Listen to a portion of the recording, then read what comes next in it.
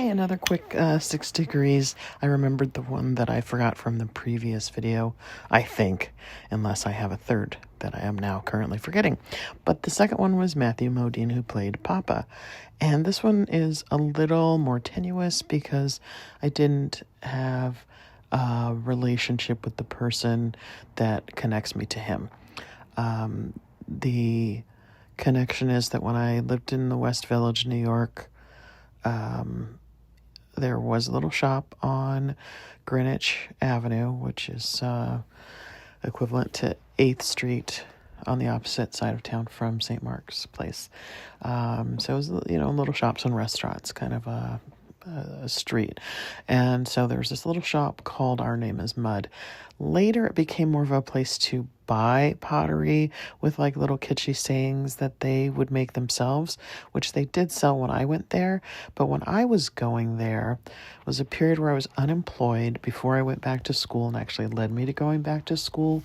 And I would go, I lived not too far away in a kind of a community building, and I kept trying to talk people from my building to going, and no one would go with me. So I would just, like many times in my life, would go alone.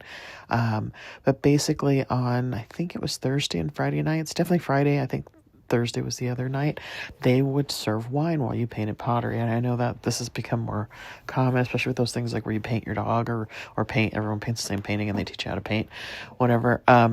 But this was, you picked, pottery that had been baked and was just white. You painted it, you glazed it, and then I forget how long it took, but I probably just went almost every weekend, would just pick up whatever I made the previous week.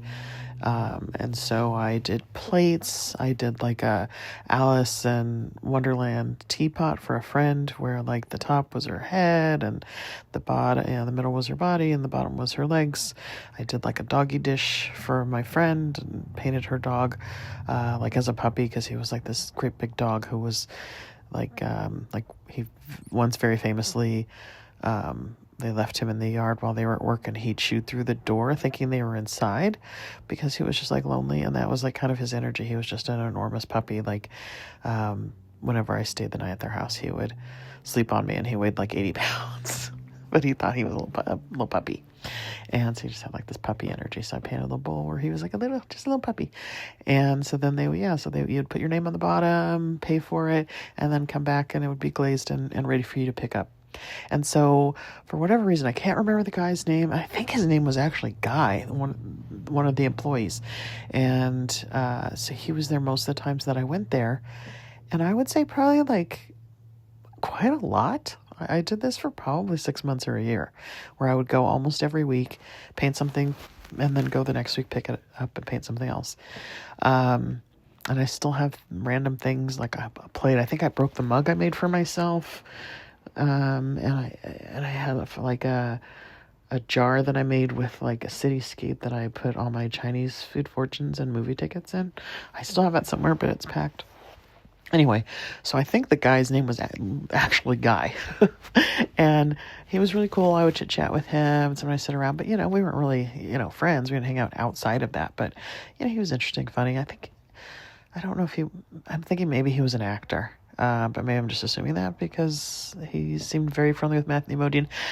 They seemed to have an actual relationship of some sort. Like Matthew Modine would just sit and talk to him. He wasn't painting pottery or anything. He would just come, and I would see him while I was painting. Or if it was a week I happened to decide not to paint and or in the middle of the week he came and picked up whatever I made, Matthew Modine sometimes would just be randomly sitting there talking to him.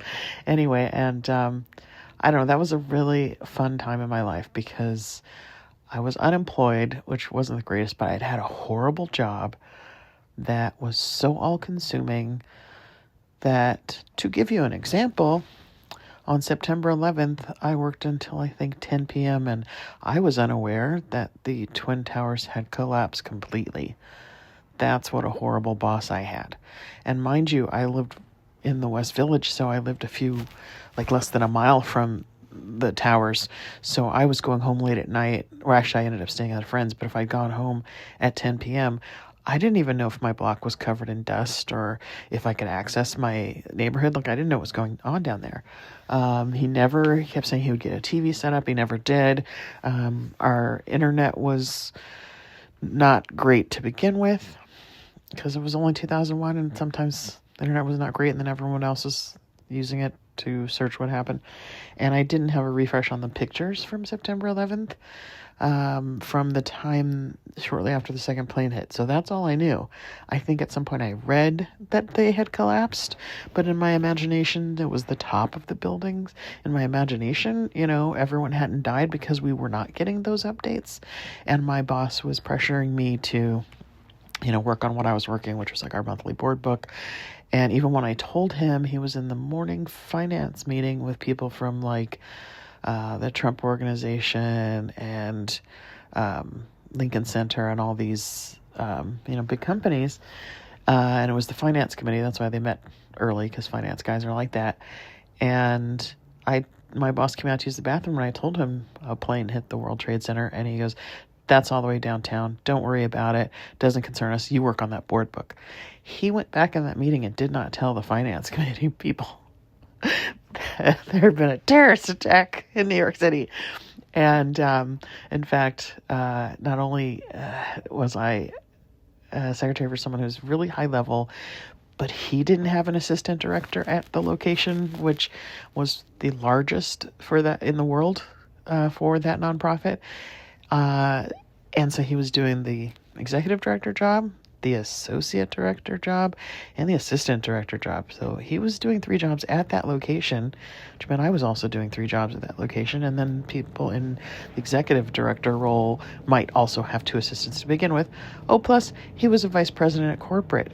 So he was responsible for, I was vice president of operations. So he was responsible for operations at all the locations in the 5 boroughs of New York, and I think White Plains. So this man had 5 jobs, which meant I had 5 jobs. So it was a hellish job to begin with. But yeah, just to give you an idea on this, this little digression. Yeah, I worked until 10 p.m. on September 11th, and it's not till I walked around the corner to a friend's apartment that I actually saw the collapse of the Twin Towers. So this time that I was going to Our Name is Mud was kind of like a hard time because I was unemployed, but my unemployment was not bad. I had made a lot of money and got, my vacation cashed out, and I was able to spend I want to say it was about 4 or 5 months. I basically spent spring and summer. I got fired, I think, in late March or early April, and then got my next job in July. So I spent that time going to museums, applying to go back to school, making this pottery, and, just sort of being able to be creative and live in the city and have inspiration and, it was a bad time, but a really good time in a really weird way. And so it's kind of vivid to me. And the other thing that was really interesting, and this is how living in New York is, it's so strange.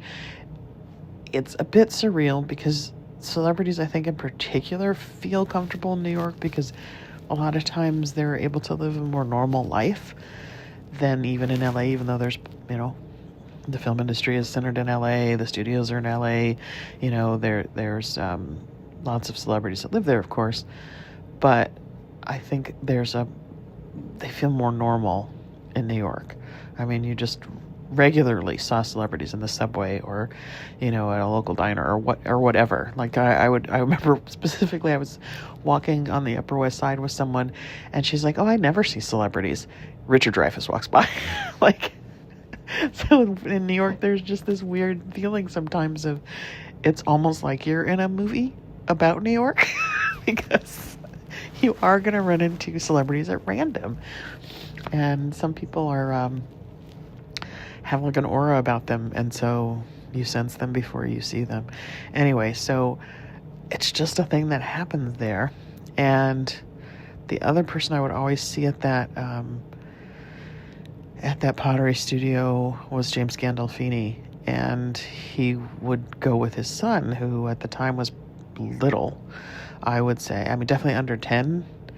I would say probably 6 or 7. And just like seeing him with his son, like someone was playing Tony Soprano at the time, playing this big tough guy, and was this big guy, just like talking all softly to his son, like, oh, are you painting a little doggy? Are you painting a little pony? Oh, are you going to paint a flower? It was so freaking adorable. And for whatever reason, James Gandolfini was like on the opposite schedule of me. So when I was painting, he would pick up his stuff.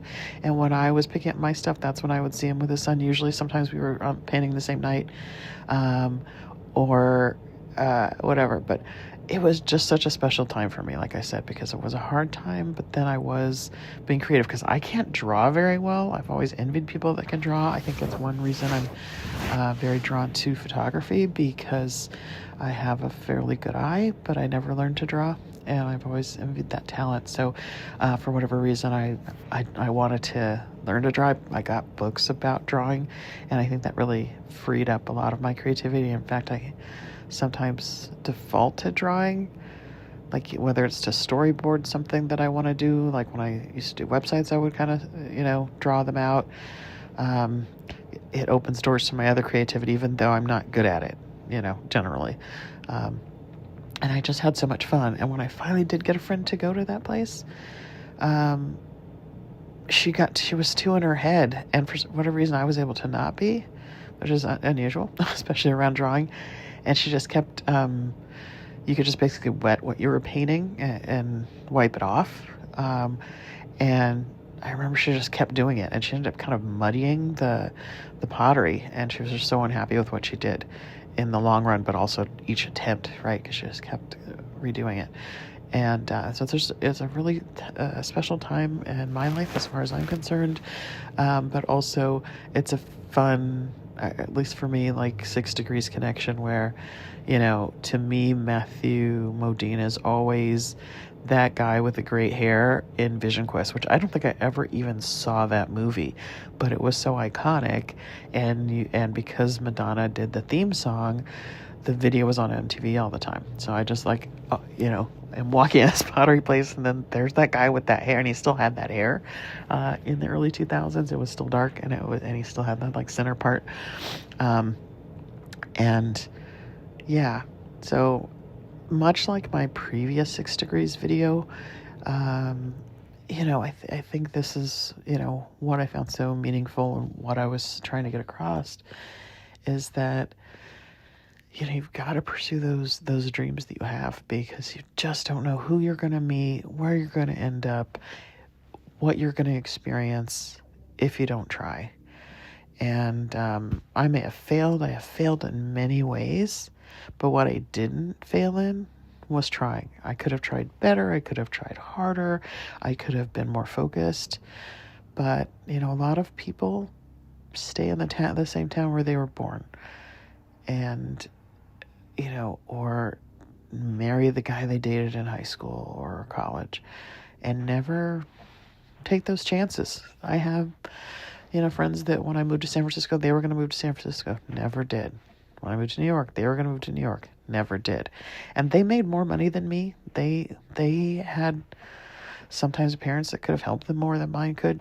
They definitely could have done it. It wasn't for lack of resources or anything. They just just didn't have I don't know what it was, confidence or nerve, or maybe they weren't as artistic, or they didn't have like a particular thing that they wanted to do like I did. And so they didn't do those things, and it always made me really sad, because I missed them and wanted to share those experiences with them. Like, one never got to visit me because she couldn't afford it, but even the ones that were better off and visited, they only visited me like maybe once, and that they didn't really get to.